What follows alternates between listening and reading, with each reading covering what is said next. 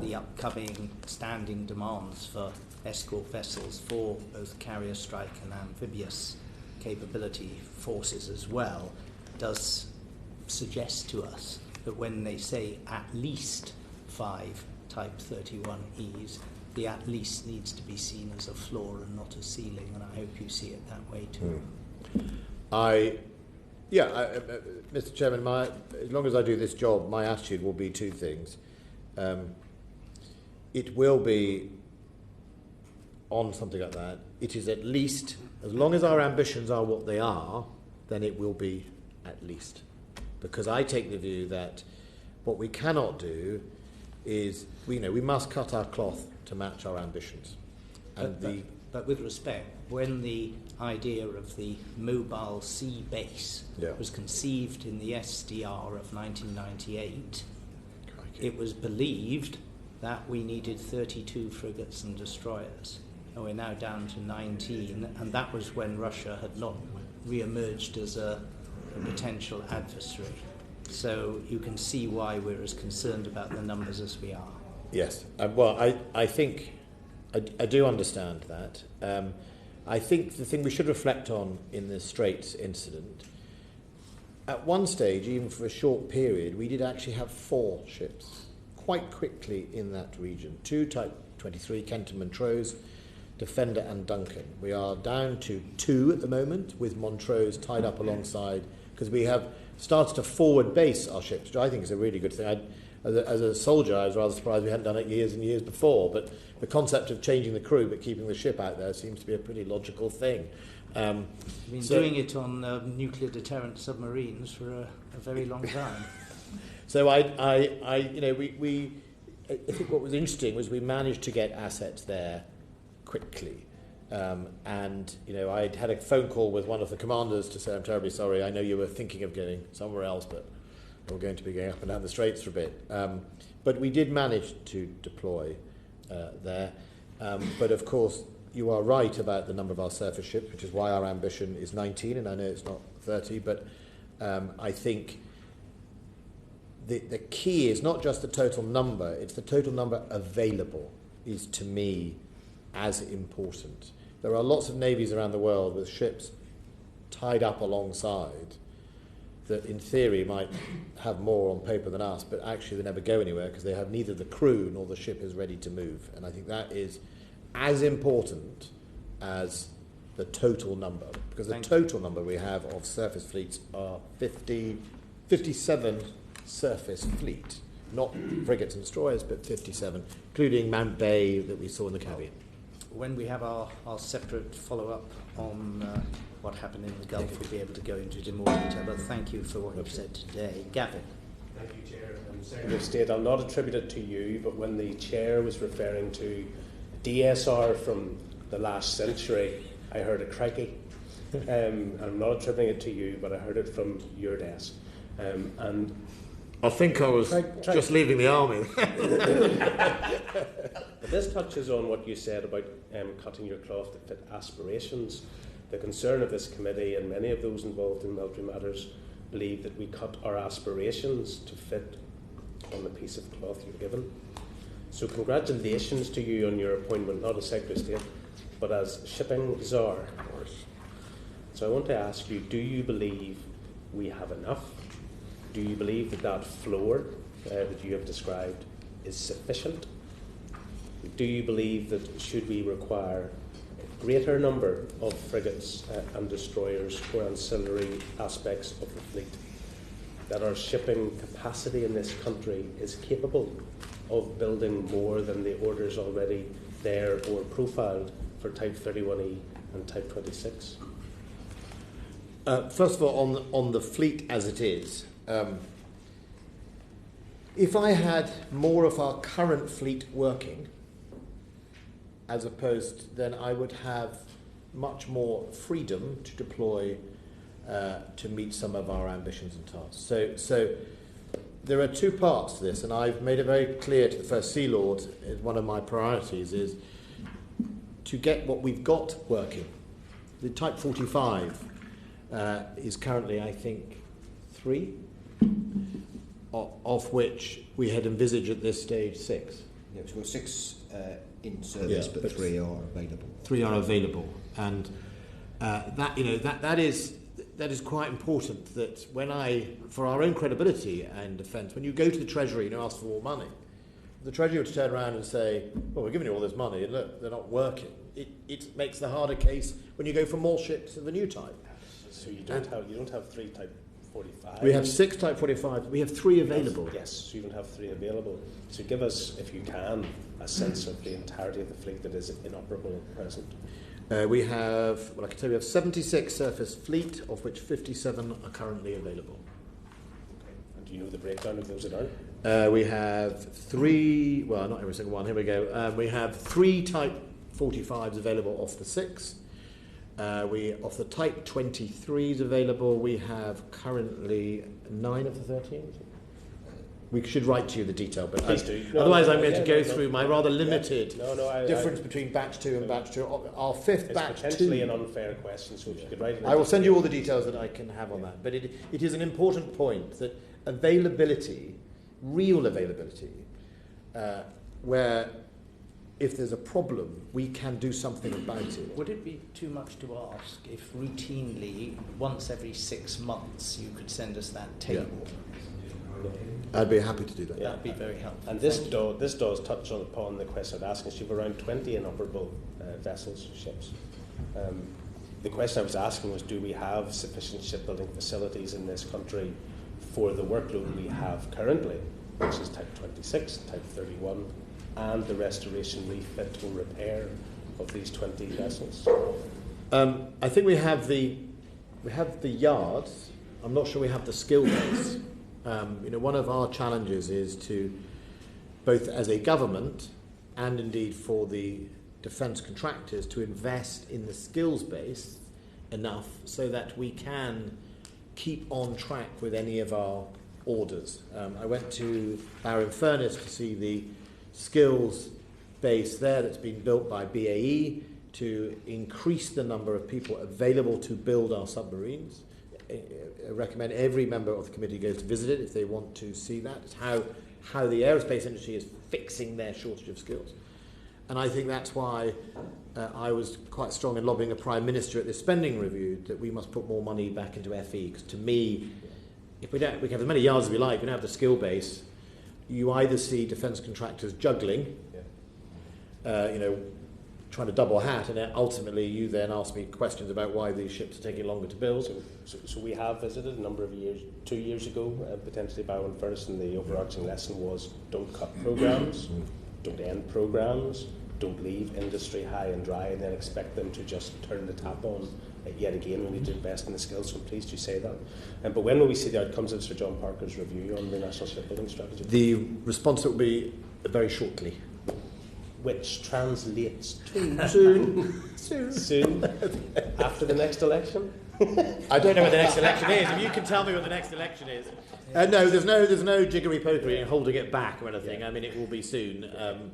I will get it out. I mean, I think one of the challenges for our yards as shipbuildings are, because it can't just be, if we want to increase shipbuilding in this country, it can't just be based purely on naval contracts. We have to ask ourselves why Hamburg, some Scandinavian yards, other yards are managing to win more civilian contracts than we are in shipping or refurbishment.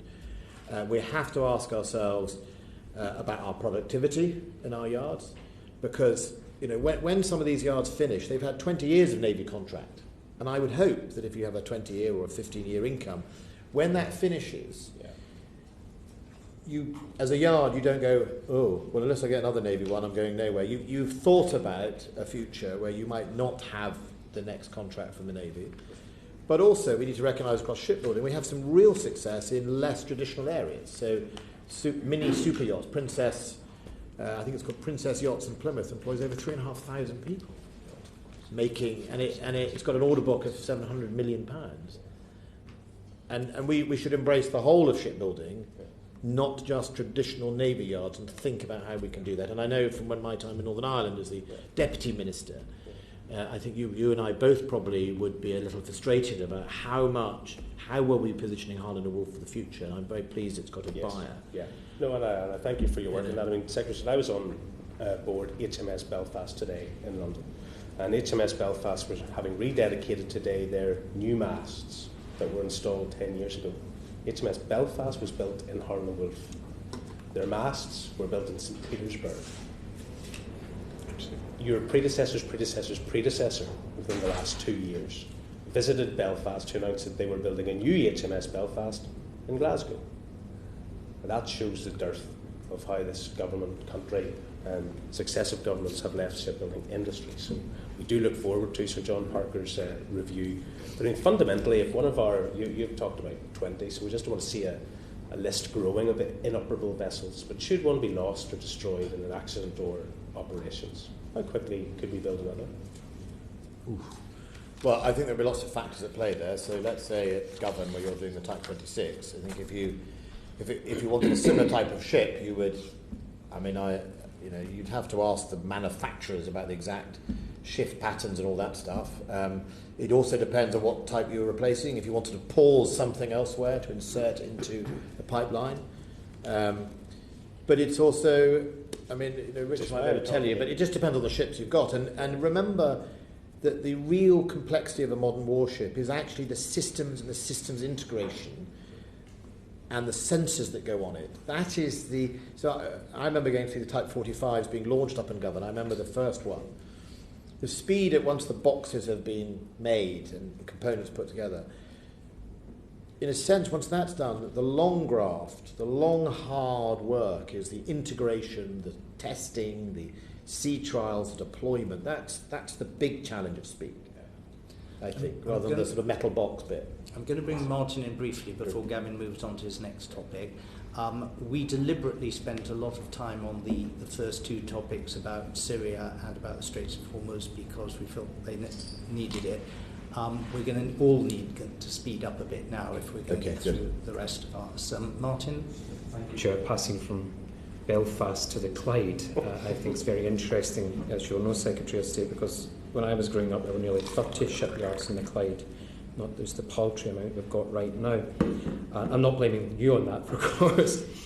Going back just slightly, you said that you're not interested, wasn't it the total number, but how many of the fleet was available. Comes to now, I think most of the escort vehicles, escorts, right, there's about 19, but technically 2 of them are actually for training, so it's only 17. Well, the actual numbers we have, I can write to the committee with the total detail, the breakdown of what's available. It's not that I'm not interested, but it's as important is the readiness. Having lots of numbers that aren't actually able to. But if you can't get 2 of those ships fully manned, you're turning them into training ships because you have manpower issues. The only reason they're not available is because you have manpower issues. Well, I think the Navy's manpower is 29,000 out of a target of 30,006, so it is not in a overly stressed position compared to the Army on its recruitment. Some of it is we'll actually... watch that later. Well, you're going to love this job. Some of this is about, the ability of the ships to do their job and whether they have been... There's 2 here that are training ships because you don't have enough staff. Which ones are you talking about? Which ships are they in particular? Well, you've got 19 escort ships, so there's several ships that are in maintenance. Are any of them being used as training ships? So it depends what you mean by training. The ships work up to, so they may come out of maintenance. You've then got to train the crew and work up the crew. So I'm afraid I'm not quite sure what you're referring to. But the approach that we take with trickle posting of ship's company means that the readiness and availability of ship is based around its maintenance cycle and the workup of that ship when it comes out of the maintenance cycle. And there's clearly some training that's required to do that. And just briefly, before the Chair moves on, Secretary of State, you mentioned a lot of what's going on in Scandinavia. Of course, in Scandinavia and our allies in Scandinavia usually have far longer funding programmes and say SDSR programs, etc. And nations like Norway have a medium-sized nation of 5 million has a far more experienced and more worthy shipbuilding strategy than we could even consider. Well, I mean, as shipbuildings are, that's what I'd hope to ask for. You're looking to emulate Norway. We need to emulate, yes, because what I think is interesting about both Norway and Hamburg, Germany, is it's not that their wages are any cheaper. I suspect that in Norway, you want to pay people a good wage for a good job, but also it is productivity, and we need to also look at productivity, because if you make the assumption, and it's a crude assumption, so it's not based, but that Norway's wages are going to be probably higher than they are in the United Kingdom, you have to ask yourself how it's competitive on the world stage in delivering ships, and maybe that is about productivity. And so we have to look at that across our shipbuilding, and is our practices and our yards productive? Well, that's interesting, given historically we were told in the Clyde it was our inability to be productive because we had too many good working conditions compared to Scandinavian nations, when it was the reality the other side. They've got tons of shipyards and we have 3 on the Clyde. Well, I mean, I'm very happy to learn from Norway and Germany and find out what it is they do. Very good. Move on. And Gavin, if you can combine some of the dimensions of the questions into yes, but not be responsible for what the answers may elicit. Multifaceted offerings. Yeah. So, Secretary, you had mentioned about your request for additional funds. Additional funds? Yes. I would like you to focus on how you're going to take forward the 3 priority areas from the Modernising Defence Programme, and how urgent is it that you require a decision on the multi-annual framework that is envisaged to assist with the equipment plan? I think on the first thing, the key to the modernising defence is quite a lot of it, like the SDR 15, is to make sure that the funding, the SDSR 15 was not properly funded, in my view. Right? It was an ambition that didn't have the funding attached. And I think that's why I battled quite hard, and the Prime Minister agreed to give us the extra funding, which is, I think, about 2.6% increase in real terms, which is above the 0.5%, as a strong step towards trying to fix that funding. And that will enable us to start delivering properly that transforming defence issues around armoured vehicles, for example, around the Type 31 ships that we have obviously confirmed with order, and indeed areas around continuation of the F-35 and other parts of the programme. Richard probably could talk more about the equipment programme and what that new money will unlock. A lot of it will, just the important thing is, important the Treasury hears this, that new money is often a lot about continuing to invest. It's not about suddenly doing a whole load of new things we hadn't done before. It's about keeping the maintenance going, improving the maintenance speeds of our ships, refurbishment, infrastructure for our soldiers and sailors. It's about, in some areas, just standing still. Yes. Well, quite a lot of it was to do with pensions, wasn't 700, it? yes. Although admittedly, if it hadn't been extra money, then that money would have had to come from somewhere else. Yeah. So more particularly on the multi-annual financial framework that is a quest to deal with the MDP. So I think your question is principally around long-term commitment from a budget, because the spending round settlement covered only a year. At the moment, we're waiting to see what the budget says, but at the moment, the Treasury hasn't baselined the increase in funding that we received for the next year in subsequent years. And as Permanent Secretary and I spoke to and DG Finance spoke to the committee last week, what we really want is a long-term commitment around the budget that would come alongside a spending review in order to enable us to put in place firmer plans around our equipment programme, and that's the we hope that next year we will have that long-term settlement, and that'll be important for us. Thank you. And Secretary of State, will there be an SDSR next year? I hope that there is a multi-year settlement. It is always good sense. I'm about to answer the other half of the question. It's always good sense, in my view, especially in the Ministry of Defence, that when you have a multi-year settlement, that you should accompany that with a sort of strategic look at what you're going to deliver, and an SDSR is that thing. So I would like one. I would hope we have one. But that is a discussion I'm having at the moment between Number 10 and myself. And so do you think that without one you would be able to achieve the aspirations of Joint Force 2025? I think the plus side of SDSR 15, and indeed the previous one, is some of the things we're grappled with are already settled, like what we want our armed forces of the 24th century to look like, and some of the challenges we're going to deal with haven't significantly changed. And so some of the investments that we will be seeking to make in our equipment programme, for example, would still be required. So I think in that sense, it wouldn't be a catastrophe if we didn't have one. It wouldn't be we'd all be going blind. But I think it's really important to reflect the constant new contested space that we face. What is the new battlefield of the 21st century, and how are we going to meet that? Good question, because if you're going to address that, sir, my only supplementary is, how are you going to safeguard the defence budget being raided for new threats, national security threats that are emerging in the grey space, as our chairman likes to call it, rather than the hybrid piece? I think we've had a rearguard action in the last year or two in trying to separate out defence from the National Security Capability Review when it was cost neutral. How are you going to safeguard the defence budget from being misappropriated or appropriated for other more non-conventional needs?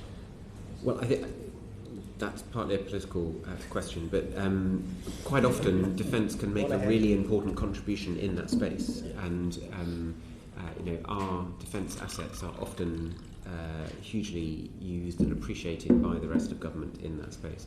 The point I was going to make was that the Modernising Defence Programme that you referred to, Mr. Robinson, it had 3 strands to it. And there are lots of things happening across all 3 strands at the moment. So Mobilise is about getting more out of the force we have, and as the Secretary of State has referred to getting ship availability up. But we are, for example, making investments in the NATO Readiness Initiative, which is important to our NATO commitments anyway, but also about, again, getting more out of the force. The Carrier Strike Force coming on stream in 2021 is a big part of that. On Modernise, there are things happening on defence, on space and cyber, next generation technologies, etc. So that's a big focus of what we're doing at the moment. And on Transform, Richard may want to say something about the people transformation that's going on at the moment, but IT as well. So those 3 priorities are driving a huge amount of what's happening across defence at the moment. Secretary of State, do you want to address that political question? Yeah, look, the best way you can see off people looking at your budget, which is to show that you are actually the best place to lead on those threats. So on security, the National Cyber Force is a joint, will be, when we've sort of solidified it and worked out exactly how we're going to use it and deploy it and what it's going to be, will be a GCHQ MOD concept. Now that's cyber, so some of that is grey space, some of that is traditional. But of course, and this is, I suppose I bring this from my security job, so, I do know where some people come from on that, is the MOD actually is there to provide services across government for defending the nation. We are sometimes there to help people in other departments deliver their job. We are open for business in a sense, and therefore by being key to other people's jobs, or them, I see it as they carrying, burden sharing our challenges. That in counter-terrorism, for example, counter-terrorism is a joint task of the whole government. It's not just the Home Office and the MOD. The MOD at one end dealing with the military response abroad, and intelligence services and police dealing with it at home. Counter-terrorism engages counter-extremism, DFID funded schemes abroad, making sure that countries aren't corrupted, National Crime Agency work in corruption abroad.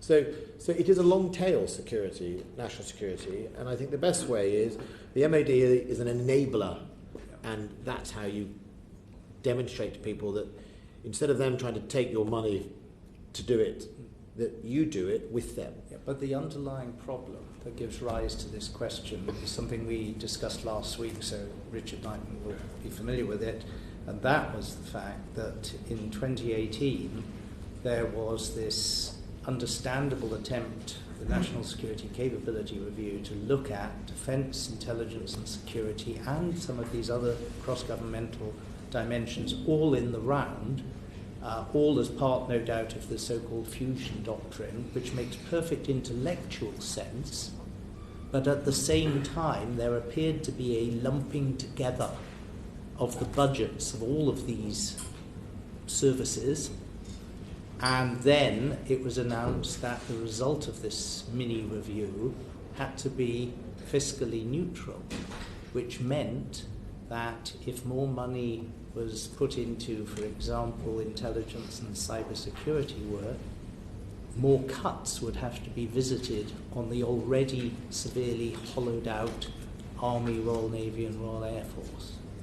And that's why we are concerned that justifiable wishes to address the new style threats that have been added in the 21st century must not be used as an excuse further to reduce the capability and the size of the three conventional services. And we hope, therefore, that you will be on your guard, as in fairness to him, Gavin Williamson was on his guard, not to allow an operation or an exercise of that sort to result in terrific cuts in the conventional armed forces, which nearly, for example, cost us 1,000 Royal Marines and the amphibious assault ship capability, which is, as I'm sure you would acknowledge, world leading. Well, I think two things, Mr. Chairman. First of all, I think at the end of that process, Gavin got 800 million Indeed. extra. So I did, it's a necessary fight for him to win, although So- it may have cost him. I mean, but I also agree with you. Intellectually, it is the right thing, except I would hope that government recognises that we as a department are at a stage where there is no fat to redistribute. We are hollowed, as you said, and that we are trying to fix that. So, and that actually the need for this intellectual argument, which I do support the concept, is because of the threats have grown, not necessarily shifted. So we are under assault on more fronts and in more dimensions than we have done for a very long time. And the solution to that is better working together and following the trail all the way through from hybrid all the way through. But it isn't robbing Peter's pay pool. No, but it's also a solution which leads us very neatly onto Phil, and the question he's now going to ask, I believe, to do with the size of the defence budget. What percentage of GDP should we be spending on defence? Well, we spend 2.14 is the new figure as a result of the settlement. You're not going to like my answer, but my answer, it depends on our ambition. So I think the job of the Defence Secretary is to say to a Prime Minister, look, if you want the ambition for this, then you have to fund it. Right? If you want a smaller ambition or a different ambition. But if your ambition is a global Britain, well, doesn't that mean that you need a sort of have security for that? Well, I think at 2.1%, second biggest spender in NATO, biggest spender in Europe, that with the coming online of a carrier strike capability, some really, really impressive capabilities, both in the area of such things as F-35, ISR, and incredibly professional men and women. And I know we always say how much we value our men and women. It's more than that. It's the like for like, putting together a trained British soldier next to a trained, I'm not going to say, but another soldier, and what quality have you got is important. I don't think anybody argues about the quality. Yeah. What we argue about is the funding and the quantity. Yeah. And the fact is that traditionally we always spent a significantly higher proportion of GDP than our European allies, that we spent 4.5% to 5% of GDP in the 1980s, the last time we faced an adversarial Russia coupled with a major terrorist threat, and that we continued to spend 3% of GDP, and that's calculated on the old basis, by which we're now only spending 1.8% rather than 2.1%, and we continue to spend that 3% right up till the mid-1990s, half a dozen years after the end of the Cold War. So the thing that troubles us, and we don't blame you for doing it, is that every time we get a defence secretary before us, they play this straight bat and try and sing the praises, quite rightly, of our excellent armed forces. And then when they cease to be Defence Secretary, they say things like, well, we really need to be spending 2.5% by the end of this Parliament, as Michael Fallon did. And we as a committee, with 4 parties represented on it, feel that a medium-term aim of 3% of GDP is reasonable in the circumstances of threat in which we find ourselves today. Well, Mr. Chairman, I think with the funding settlement I got this year, and if it continues next year and the year after, I think we will be able to maintain our position as one of the preeminent military powers in the world. Will it give me every single thing I would like to do? No. But I know that if I was sitting here in the days when I was serving, did we have everything when we were spending that much money on our defence? I distinctly remember deploying in a Warrior with an amazing piece of equipment, but a 1960s gun on the front, the Raden cannon. So, we know armed forces get everything that it wants. I think we have a pretty strong core budget, and the key thing is going to be saying to government as a whole that we can do more if you fund us to do more. And what shouldn't happen is I say yes, yes, yes, and then not ask for the funding to go along with it. That is where we end up with a hollowed out, overstretched and overspent armed forces that ultimately it means we are less potent, in my view. I'm a soldier. Would I like more money on defence? Of course I'd like more money on defence. I'm not going to pretend otherwise. But if I was sitting here as a surgeon, and you were the NHS, the Health Committee, and you said, would you like more money on the NHS?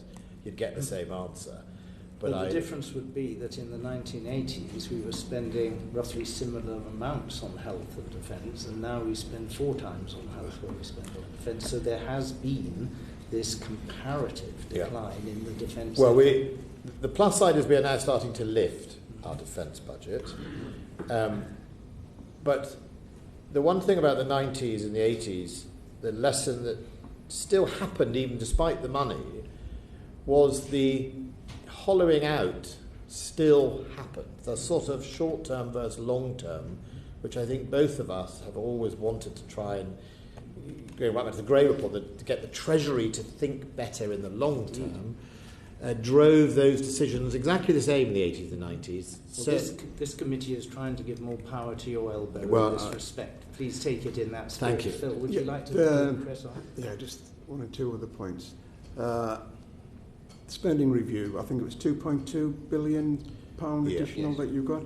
What proportion of that will go on defence expenditure under the NATO criteria? All of it will be under the sort of NATO criteria, all of it. Yeah. Okay, just that we were told that there was insufficient information on the figures to actually prove that. They will all go under the NATO criteria. I think it was 700 million approximately will be on the pension liability, which I certainly know from my last department ended up we were told we had to find it. So, it's that, and then the rest would be predominantly on the equipment and the investment budget. So of the 2.2, 700 million is going to go on pensions. The pension. Right?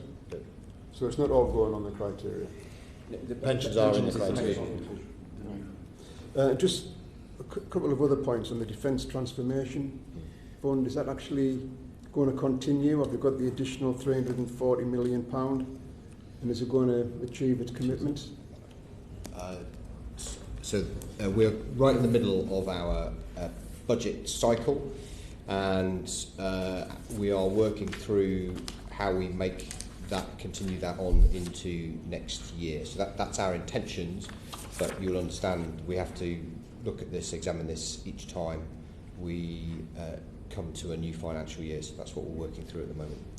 I know some of the projects that you were looking at was for support for the Future Commando Force, Swarm Squadron of Network-enabled drones, pioneering robotic fighting logistic vehicles. Sounds all very sort of exciting stuff to me, but you've got the National Audit Office have said that the proposals are modest. You've got the Defence News saying that it's bland, and you've got other people saying it's a bit of an anticlimax. I mean, is it exciting or is it an anticlimax? I think it's very exciting.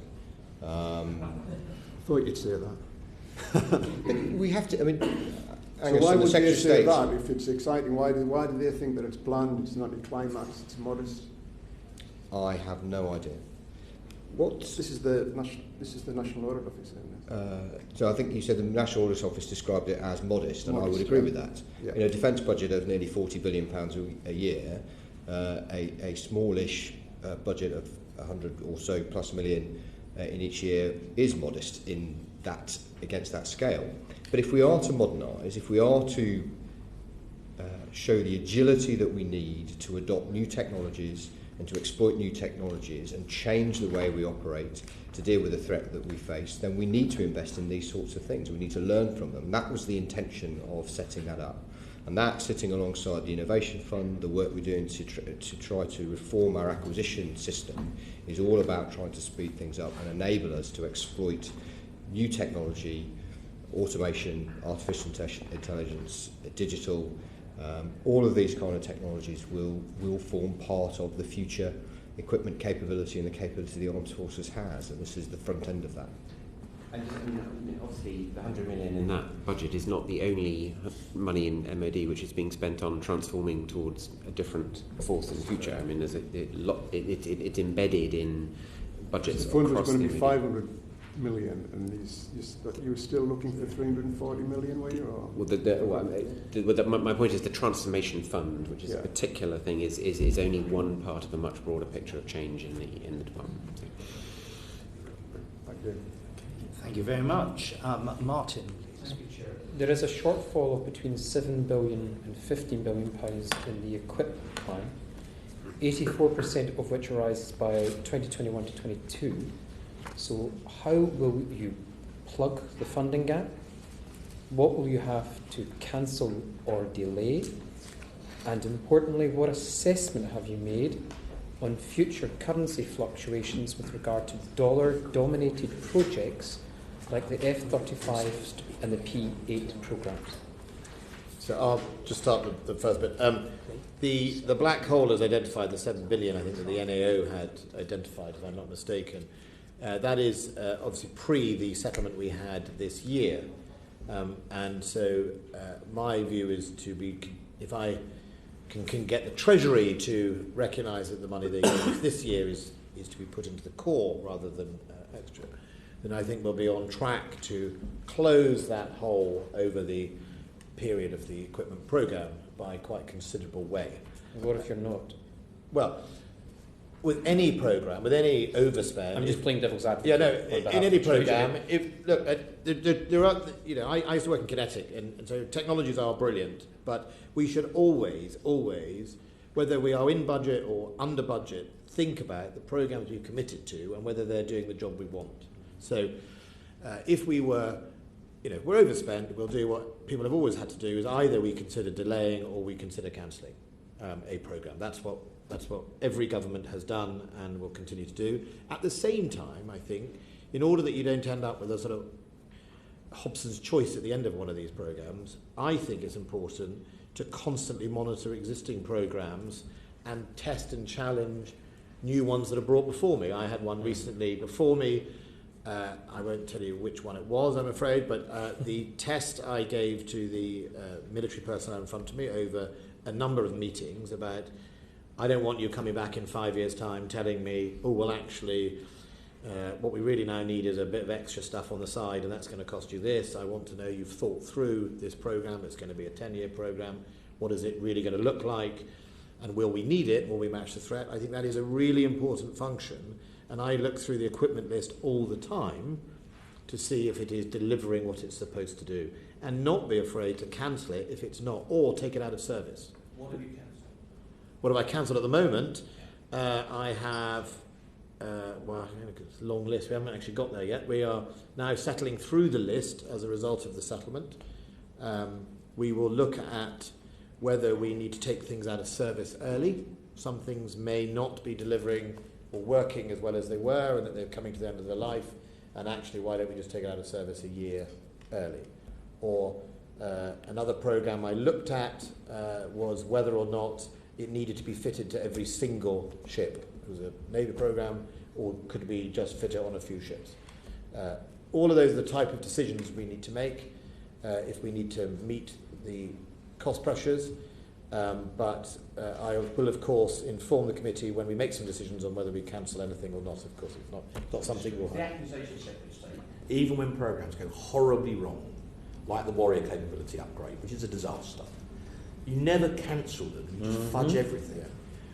Well, don't worry, I will.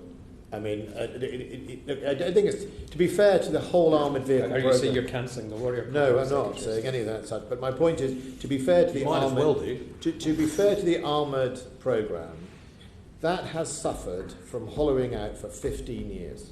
True. So I remember when I first came into this house in 2005 and 6. You know, if you look at the armoured personnel carrier, it has been through Tracer, Fres, Trials of Truth, what it's called for us. Trials of Truth never happened. I mean, you know, it's been through. Yes. They wanted to buy a Fres. It was an 18-ton requirement. Then it went up to a 32-ton requirement. It had to be air mobile. Then it didn't have to be air mobile.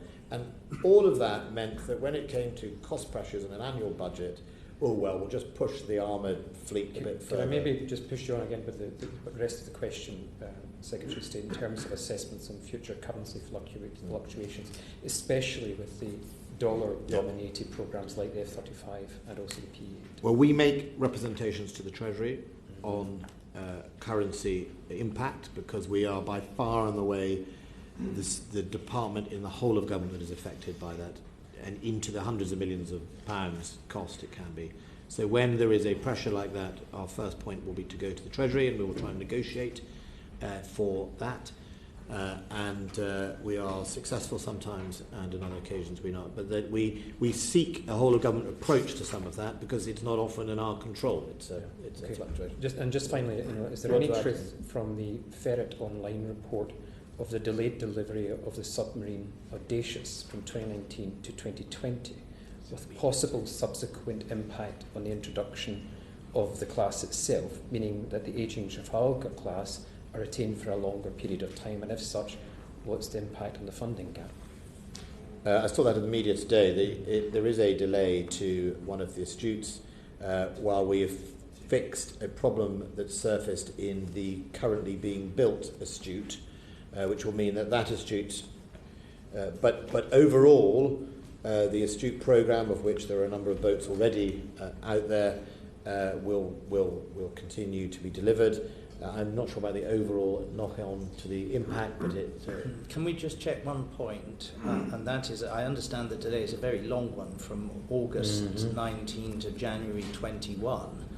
So that's, 17 months or something of that sort. Is the fault, which apparently is having to be repaired, according to what Stephen Lovegrove, we gather, wrote to the Public Accounts Committee, is this a fault that has not occurred in the first 3 boats that are out there? I understand that's the case, Chair. And is there any reason to believe that this fault was going to occur in the last 3 boats, or is it something that was unique to boat number 4 out of 7? My understanding is it is something that we don't think we repeated in the other boats. It is a unique issue that we address by bringing forward from a later boat to replace. So it was just something that crept in for the first time into boat 4 in the cycle of 7. That's my understanding of that particular problem. So, but back on the main point is that will therefore have an impact on the Trafalgar class, which would retain for longer.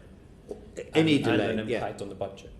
Any delay in any programme that forces us to extend older platforms costs us money. Which technically means the money you were talking about earlier, you might have to go into that money that you've received to cover that period. Well, I'm not sure how much it actually costs to extend, let's say, a Trafalgar class 6 months. I don't know how much. Hell of a lot, I can imagine. You know.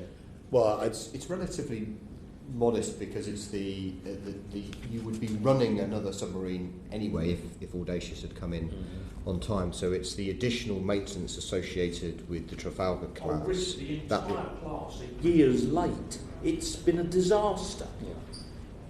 They're years late, all of them. It's not just boat 4, they're all late. The question was specifically around extending the Trafalgar class to deal with Audacious. You're absolutely right, the Astute class is been delayed over a number of And times. it's cost us a fortune to run on the Trafalgars. Some of them are 30 years old, they're nearly exhausted. They're knackered, basically, in common parlance, because something went horribly wrong at Barrow and has continued to go horribly wrong for years. Well, what went wrong, surely, was that there was a huge gap between one generation of nuclear submarines being built at Barrow and the start of the Astute class. So this issue is very well documented. So that is one of the and number this of shows factors. what happens when one's armed forces get to such a low quantitative level that despite their high quality, you are not able to keep up a steady drumbeat of orders. Sure. That's why we're so anxious about our shipbuilding and boat building in the case of submarines policy. Can I just finish? Whilst I may not agree with the rest of the committee in terms of nuclear deterrent, I am grateful for the Secretary of State's honesty, and it is about time that we had a Secretary of State who was as honest as the one we've got in front of us. But all I say is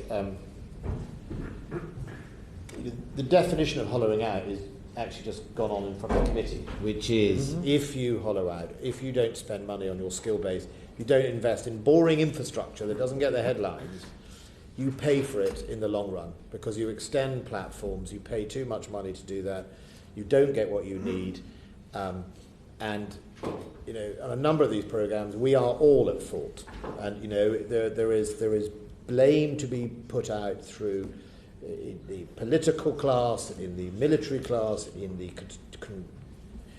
construction. The whole thing is, you know, they call it optimism bias. I mean, you know, it's the newish phrase, but it is absolutely the case that, you know, one of the challenges in our naval industry is a combination of the skills and then also when something goes wrong, you know, what that actually means when you don't have a huge pool of anything to ships to go around. And I know that you said in Defence Questions that obviously the Fleet Solid Support Ship contract is now well underway, but you know, this is why this committee has been so concerned about not placing unnecessarily orders abroad that could be used to keep our infrastructure for shipbuilding in being, but I know you can't comment on that particular one. What is interesting, I represent a seat in Lancashire where I have a large number of aerospace workers who work in the Typhoon and the F-35, and what I find interesting, it gives me the ability to compare our aerospace sort of strategies around skills and government's determination to think already ahead. So the Tempest is all about, is much about how do we make sure we maintain the skills, how do we make sure that the production lines finish, there's a new programme and there's new tasks. And I compare that to the shipbuilding and certainly the submarine programme. And